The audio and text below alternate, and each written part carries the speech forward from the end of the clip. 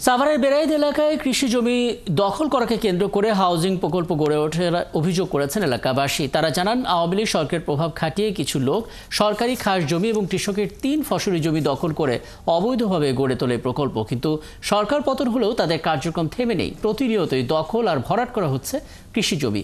প্রতিবাদ করলে দেওয়া হচ্ছে চাঁদাবাজির মামলা। যদিও প্রশাসন বলছে দ্রুত নেওয়া হবে আইনানুগ ব্যবস্থা। ডায়ান বিন আমিনের তথ্য এবং ছবিতে প্রতিবেদন। সাভারের বেড়াইদ এলাকায় কিছুদিন আগেও এগুলো ছিল কৃষি জমি।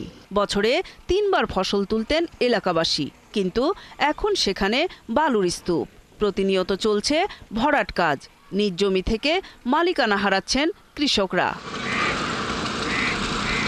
জমির মালিকদের অভিযোগ, 2015 সালের পর এলাকার আওয়ামী লীগের নেতাদের প্রভাব খাটিয়ে হাউজিং প্রকল্পের কাজ শুরু করে নিশান কোম্পানি। রাতের আধারে বালু ফেলে দখল করতে থাকে কৃষি জমি। বিভিন্ন সময় তা প্লট আকারে বিক্রিও করা হয়।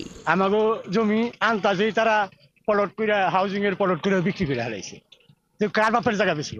আমার কাছে তো সই না ছাড়া আমার জমি কিভাবে নিল? আমরা কৃষি কাজ করে খাই। আসলে এটা তো আমাদের পেটে লাথি দেওয়া হয়েছে একরকম।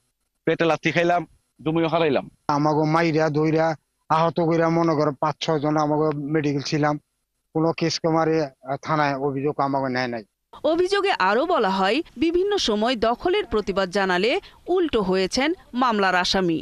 সবশেষ 5 আগস্টের পর জমির মালিকরা হাউজিংয়ে গেলে তাদের বিরুদ্ধে চাঁদাবাজির মামলা করেছে হাউজিং কর্তৃপক্ষ।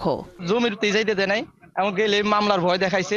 এখন সরকার পরিবর্তন হয়েছে, এখন আমি খেতে জমিতে গেছি, আমার নামে চাঁদাবাজির মামলা দিয়ে দিচ্ছে। আমাদের জমিতে আমরা আসি, প্রশাসন হাজির, কিন্তু আমরা চাইলে কিন্তু প্রশাসন আসে না। এখানে ঢুকতেও দেয় না। আমাদের রাস্তা মনে করেন বাড়ির সামনেও দেখামো, আমাদের বাড়ির সামনে থেকেও জায়গা নিয়ে গেছে। এখানে আসলে বলে এখানে কিসের তোমাদের জায়গা, তোমরা এখান থেকে চলে যাও। এ বিষয়ে কথা বলতে রাজি হননি সাভার মডেল থানার ভারপ্রাপ্ত কর্মকর্তা জুয়েল মিয়া। আর নিশান হাউজিং এর এমডি বলছেন, কারো জমি দখল করা হলে তা আদালতের মাধ্যমে ফিরিয়ে দেয়া হবে। তারা যদি কোনোভাবে আপনাদেরকে ঠকিয়ে থাকে বা কোনো ধরনের অন্যায় করে থাকে, আমাদের কাছে আসেন, 100% আপনাদের সেটা আমরা সলিউশন করে দিব। এটা নিয়ে কোনো অবজেকশন নাই, কারণ এই ধরনের ব্যাড ইন্টেনশনই নাই আপনাদের। যদি কোনো প্রমাণ আগে থাকে সেগুলো নিয়ে আসেন, বসি। এদিকে হাউজিং এর অনুমোদন নেই জানিয়ে উপজেলা নির্বাহী কর্মকর্তা বলছেন, দ্রুতই অবৈধ সব হাউজিং এর বিরুদ্ধে ব্যবস্থা নেওয়া হবে।